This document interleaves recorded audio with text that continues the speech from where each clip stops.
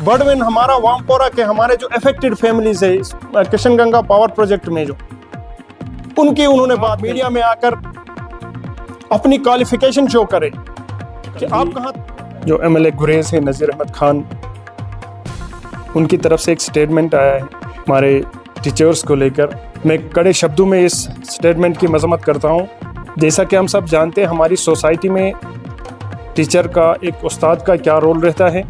Teacher is the most respected pillar of our society, और आप इनके खिलाफ इस तरीके से नाजेबा अल्फाज का इस्तेमाल करते हैं। मैं कड़े शब्दों में इसकी मजम्मत करता हूँ, और मैं उनसे ये कहना चाहता हूँ कि आप माफ़ी मांगे, अपोलोजाइज़ करें। आपने पूरे जो टीचर कम्युनिटी है उसको हर्ट किया है, उसको डिफेम किया है।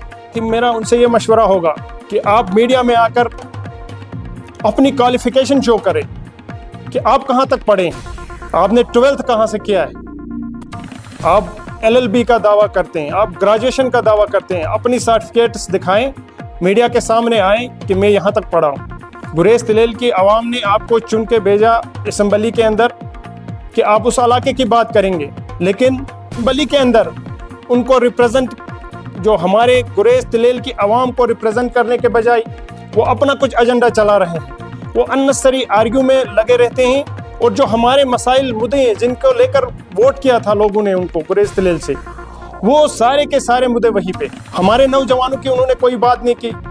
हमारे नौजवान आज भी दर बदर की ठोकरें खा रहे हैं। उन्होंने ये वादा किया था अपनी इलेक्शन कैंपेनिंग के दौरान, आप उनके वीडियोस अगर निकाल के देखेंगे, कि मैं आपको रोजगार प्रोवाइड करूंगा। आज वो असेंबली में कहीं इस चीज़ पे बात नहीं करते हैं।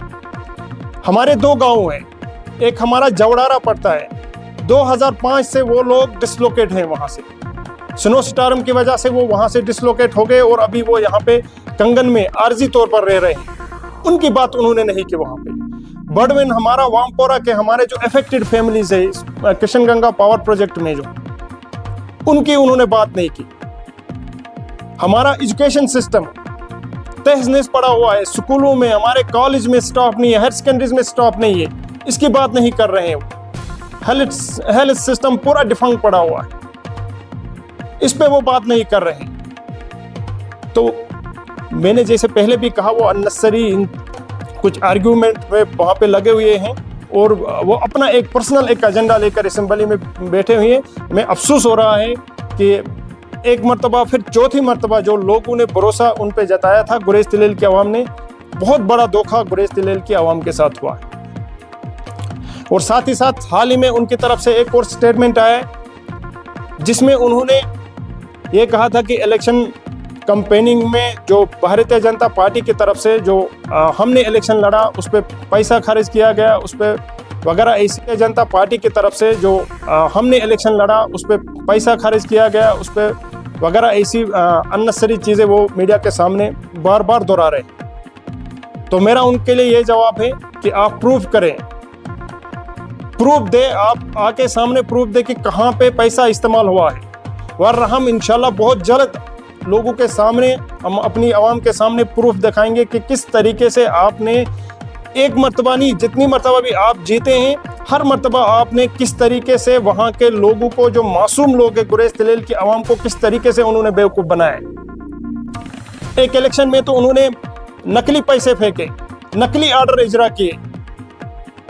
जितना उनसे लोगों के साथ वो जालसाजी करनी थी, धोखा देना था गुरेज तिलेल के अवाम के साथ, धोखा देकर वो कुर्सी पे बैठे हुए हैं। और आज इतने एरोगेंट हो गए हैं, ना तो लोगों की बात करते हैं, और पहले उन्होंने किसी और मसले पे वहाँ पे उन्होंने ये अननेसेसरी वहाँ पे वो बात करने लगे। और आज आपने देखा होगा, कल ही हमारे टीचर साहिबान के खिलाफ उन्होंने इतने जो है गंदे गंदे अल्फाज उन्होंने इस्तेमाल किए, वो अनपार्लियामेंट्री लैंग्वेज, उनको डिफेम किया हमारी टीचर कम्युनिटी को।